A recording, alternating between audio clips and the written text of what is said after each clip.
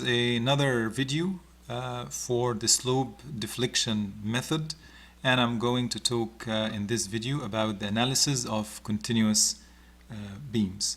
So in the previous video, if you revisit the previous video, you're going to find that we were talking about the slope deflection method in general, the main concept and the main ideas, and what are the important sign convention and the equilibrium equations that we need to consider whenever we are applying the slope deflection method. Today we are going to apply what we have learned in the previous video on the analysis of continuous beam. So this is going to be our main focus for today's video. Okay.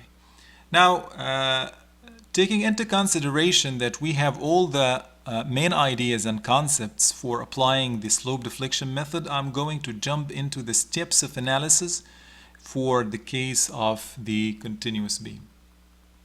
So first of all, we are going to identify the degrees of freedom whenever that we have the continuous beam. As we said many times, we need to think about how many supports that are free to rotate. So if we have something like this one, for example, so we have like 1, 2, 3, they are free to rotate, and even at this point the moment is going to be 0, but there is some rotation will be there. Okay, so this is the degrees of freedom. However, this fixation is not considered to be, there is no degree freedom here, it is fixed. So for this beam, for example, it has like 4 degrees of freedom. Okay, so this is the first step to identify the degrees of freedom for our system. And step 2 is compute the fixed end moments. This is straightforward application of what we have explained in the previous video. We're going to find the reference of fixed end moments in the back cover of the textbook. And step 3 for support settlements, if you have, because in many equations you are not, or many problems you're not going to encounter support settlement, but in case there is support settlement, determine the rotations of the chords. So do you remember that the rotation of the chords, which is, we call it psi here, if we have like, this is the deformed, undeformed shape, and then we have something like this. Okay, so here, if we say this is A, for example, this is B, so we are going to have chord line, which is connecting between the beginning and the last of, sorry for this, it is very okay, sorry, I think that there is something wrong here. There should be a line that is connecting between the two. Okay, there should be a line that is connecting between the two. The horizontal value here, this is psi.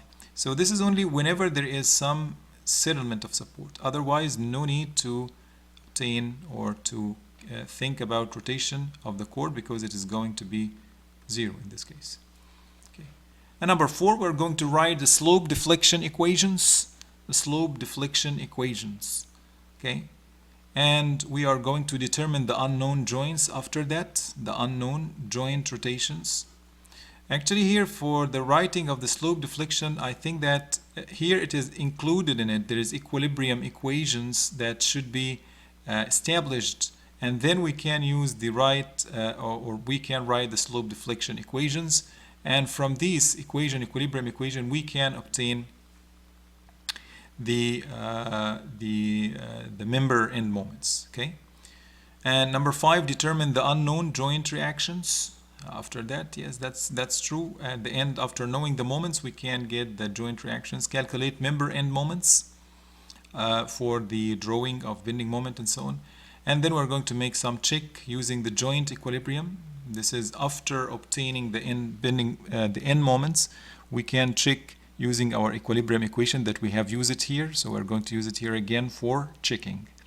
And then compute member end shears to add the reaction at the supports, and then determine the support reactions by equilibrium of joints, as I said, with the free body diagram of the joints. We're going to look to the free body diagrams. We're going to find some shearing force coming from the adjacent spans. So these shear forces are going to be reflected, or we can put it on the free body diagram of the joint and then get the reaction, and then we can make final check after that. Okay, let's go and see the next point before going into an example for the continuous beam. Whenever that we have structures with cantilever overhangs as you can see here, we have a beam here, span AB, BC, and CD. A, it is fixed, B and C, they are roller, and we have a span overhang here. We call it overhang, which is the span between C and D with the length A. So in the analysis, we are going to, as if that we are going to cut this part, and then we're going to put its effect, which is the moment. There is moment here and there is shear, right? So exactly, we put this WA squared over 2, which is the moment, because we have this span of the overhang is A, and we have the distributed load is W, which is the intensity of the distribution load, and we have the shear force here, which is W times A, the shear force here at this point, which is W times A. That's it. So we're going to get rid of the overhang and put only the moment and its shear force. This is what we are going to do. Okay, so there is no problem actually for the overhangs. For the purpose of analysis, the cantilever portion CD can be removed, as we said, from the structure, provided that the moment and the force exerted by the cantilever on the remaining structure are included in the analysis. Okay. Now, let's go and have an example for what we have learned today. Okay. Now our example is determine the reactions and draw the shear and bending moment diagrams for the two span continuous beam shown in the beams by or using this is shown by the slope deflection method. So as you can see here, we have a two spans beam. First support is, as you can see, it is fixed support, and we have a roller at B, and we have another fixed support at C. And we have the spans, as you can see. The first span is divided by a concentrated load, 18K, 10 feet away from point A. And the second span, which is BC, it is loaded with an external load with distributed load with intensity 2 kips per foot, and the span is 3 or 30 feet. Okay, so and the EI is constant. Whenever EI is constant, this means that it is going to be easier for us in the calculations. Okay, we're going to find that EI and then theta are going to be like one term that we're going to use. So this, whenever it says that EI constant, means that the more simple or the simpler calculation are going to be introduced. Okay, now let's put first things first. We want to know what is the degree of freedom of our system. What is the degree of freedom of our system? As we said before, look to the supports. We have 3 supports here. 2 of them are fixed. This means that there is no degrees of freedom there. It is restrained. And only we have point B, which is free to rotate. This means that our degree of freedom is 1. Right? Our degree of freedom for this system is 1. Let's go here. And this is the first step that we are going to check. Degrees of freedom. Right? We can see that only joint P of beam, joint B of the beam is free to rotate. That's the case. It is free to rotate. Thus, the structure has only 1 degree of freedom because it's free to rotate at B, which is the unknown joint rotation theta B. So our main unknown is going to be theta B. Okay, now let's jump to the second step, which is going to be 2. Here it is fixed end moments, right? So we're going to look to our structure. It is a 2-span structure or continuous beam. This means that we have the first span is going to be fixed here, Okay, and this span is going to be BC is going to be another span. This is loaded with concentrated load, with this loaded with distributed load. So we're going to the back cover of the book, and we are going to see that there are two cases here, which is a case of concentrated load. As you can see here, this is the concentrated load case, and the fixed end moments is going to be with these values, PA B squared over L squared, okay, and here P A squared B over L squared, yes. And for the distributed part, which is, as you can see here, this is the distributed part, so it is going to be WL squared over 12 both sides, okay? Okay. Now, this is for the fixed end moments. How we are going to obtain it, as we said before, we are going to have at point A, we're going to have fixed end moments at point A, which is the near, and B, which is the far point. So we're going to talk about this fixed end moment. Look to the sense here, it is what? Counterclockwise. So it should be what? Exactly, positive. So we put PAB squared over L squared, 18, 10, 15 squared over 25 gives us 64 something, and it is counterclockwise. As you can see, counterclockwise, so it is positive. So let's apply on the other hand, other end, which is going to be fixed end moments BA. That's right, we are applying it here at B, near end, far end is A. So the moment that we're calculating at point B, which is here, so it is going to be PA squared B over L squared. Substitute with all the information given, it is going to be here 43.2, but it is what? From the reference book, or from the reference table, we're going to find that it is clockwise, so it must be exactly 0. It is clockwise here. Okay. For BC, let's apply our fixed end moments at the second span, BC. So we have FEM BC, WL squared over 12, which is this. It is counterclockwise, so it is positive. The other one, it is negative, right? So here we're going to apply. This one is positive, and this one is going to be negative. So BC positive, CB negative. Okay, and these are the values that we have. Okay, so that's very cool up till now, and it is straightforward. Okay, now let's go to the chord rotation and check whether that our psi is going to have a value or not. Actually, since no support settlements occur in the system, there is no supports here, so the chord is going to be from A to B, it is the same, so it is going to be 0 rotation. So the chord rotations of both members are 0. That is psi AB equal to psi BC equal to 0. Okay. Now let's go to the slope deflection equations directly. Now we have our main equation, which is, this is the slope deflection, the most important slope deflection equation we have said. So we're going to apply it, yes, exactly, in every span. So we're going to apply it on span AB at point A and point B, and then we're going to apply it on span BC one time at P or at B and one time at C.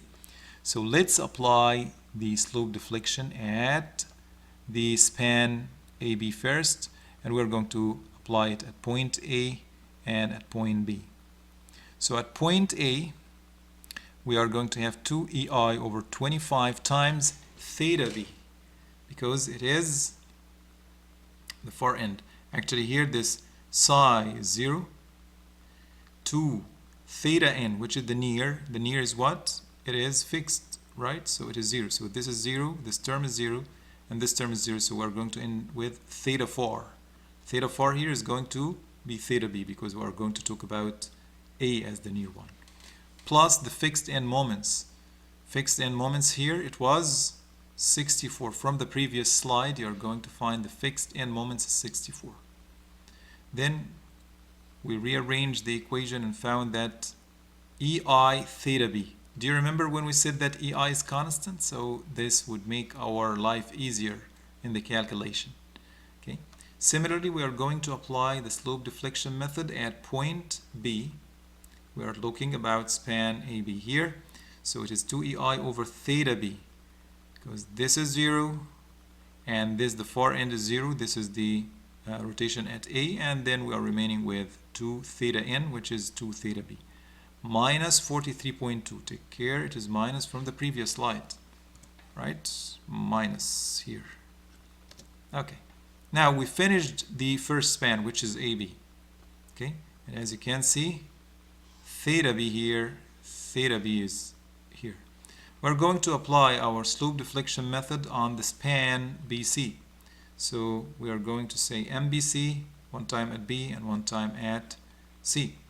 So we're going to have 2EI over 30, which is the span length that we have it here, and then 2 theta B, because we are going to find 3 psi 0. The far end is 0, because the far end is C here, and 2 theta B is going to be applied, plus the fixed end moments, which is 150 from the previous slide. And MCB, which is we're going to apply it from here, this is C.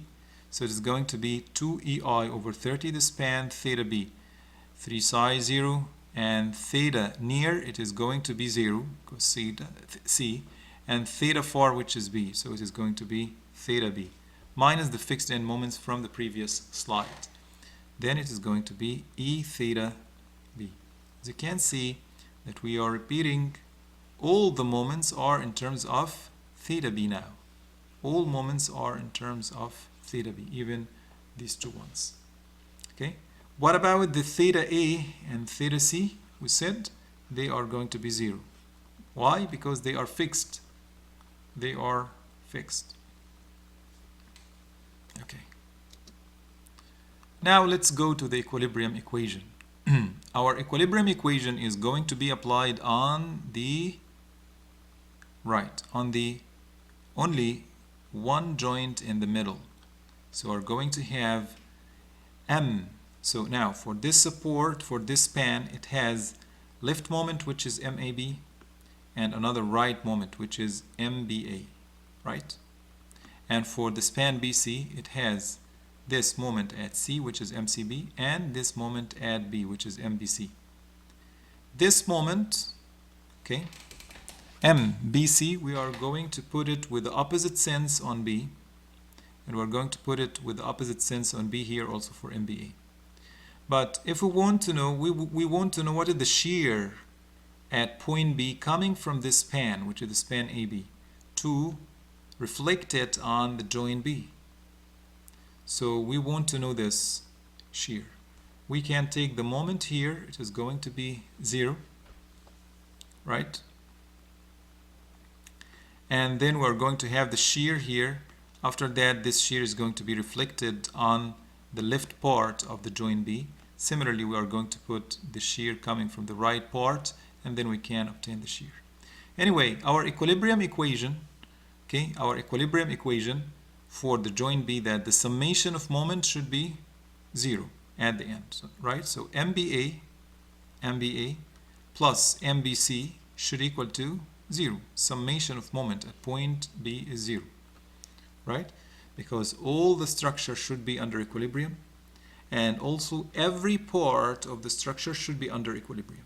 So the span here is under equilibrium, the joint is under equilibrium if we're talking about the free body diagram, and the right span, which is BC, is going to be under equilibrium as well.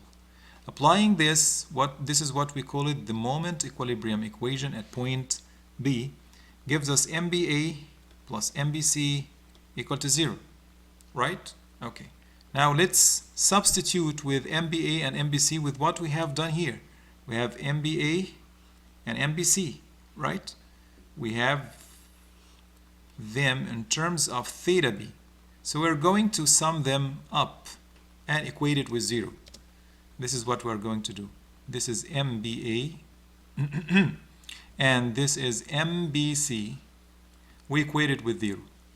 Then we're going to find EI theta B is going to be obtained. EI theta B is going to be obtained minus 364, and remember that EI is constant, as we said, so we do not know what is EI, it is a constant, so multiplied by theta B. It is no worries here because we are going to put it again, put it again in the moment equation. So here we're going to find that MAB, for example, it equals to this. So we find that EI theta B here, EI theta B, they are repeated. So we are going to take this one and directly we are going to put it here and here, here and here. Okay, so that we can get the moments of the end moments. Okay, the next one is the end moments. As you can see, next slide is MAB, MBC, MBC, MCB. Just we multiply the EI theta B by the factors that we have, because this is from the equations here. Okay, this is the equations for each MAB, for example. Then we can obtain it. Take care, whenever that it brings us positive, it means that it is counterclockwise. Negative, it means that it is what? Yes, clockwise. Here, positive, counterclockwise. Negative, it is clockwise. Take care of this. So for example, MAB is 35 positive, means that it's counterclockwise. MAB, this is moment at point A, and it's MAB. Near end is A, far end is B. So here we have it counterclockwise, and this is counterclockwise with 35.6 as we have obtained it. And then MBA, it is negative, means that clockwise. So at point B, moment at near B, far is A, so we are going to put this value, which is 101.5, with clockwise, right? And the span BC, similar, we're going to put MBC, it is positive, means that is counterclockwise here, and we're going to put moment CB, which is negative clockwise. As you can see, it is clockwise here. Okay, that's it. Actually, this is the solution, because at the end, what we are going to do is we want to know what is the reaction at B. This requires that we want to get the reaction from the span AB and the reaction from the span BC and sum them up and get the reaction at point B. So how we can obtain the reaction at B? We're going to take the moment here at point A. We know everything. We know the moment, we know the external loading, and we know the spans. So we can get this shear force at the span AB at point B. Similarly here, we can take the moment at point C, and we have the distributed load known, we have the span, and we have the moment. Then we can obtain this shear, which is 27.5. So you are going to find this 37.47. It is the summation of 27.57 plus 9.94, right? This gives us the shear here. Then our final beam, after everything is known, this is the moment from moment AB, and this is another moment at the support, which is coming from MCB, which is this moment, and the reaction is going to be 37.41. So this is everything about the beam is known now, and it is very easy for us to draw all the diagrams, shear force diagram and bending moment diagrams. So now the member end shears and support reaction, this is actually what I have explained in the previous slide. So he's taking here about BY, which is this one. It is going to be the summation of 9.84 and 27.57, which is the shear from BA and the shear from BC. As we said, it gives us the value of the reaction at point B, and then we apply it here, so we can draw the bending moment and shearing force, as we are going to see in the next slide. It is, as you can see, this is the shearing force diagram, and this is the bending moment diagram. As I said, I'm not going to ask you, maybe I'm not going to ask you every time to draw it. Just it is enough for me to obtain the main moments and the main reaction. That is enough for me to know it. Okay. Thank you. This is the end of this class, but I'm going to give now in-class and home assignment so that you can solve it by yourself and you can submit them. So regarding the in-class assignment, our strategy is that you are going to see now the in-class assignment in front of you. You can stop the video here and try to work out this example by yourself. Okay?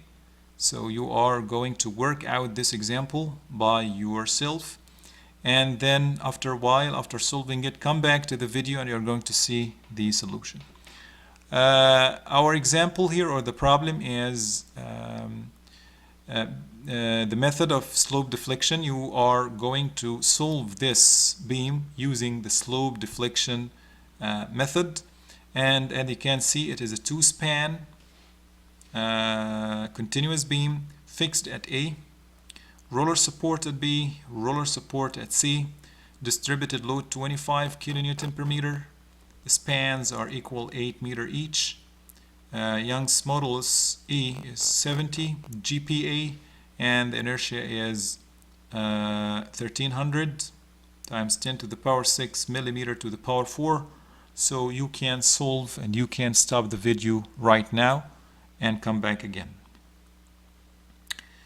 Okay, so now this is the solution. It's a brief solution for the example. We are going to start with the fixed end moments directly to make it easy. Fixed end moments AB and BC. We're going to find it easy because it is distributed load, so it is WL squared over 12. You can obtain them.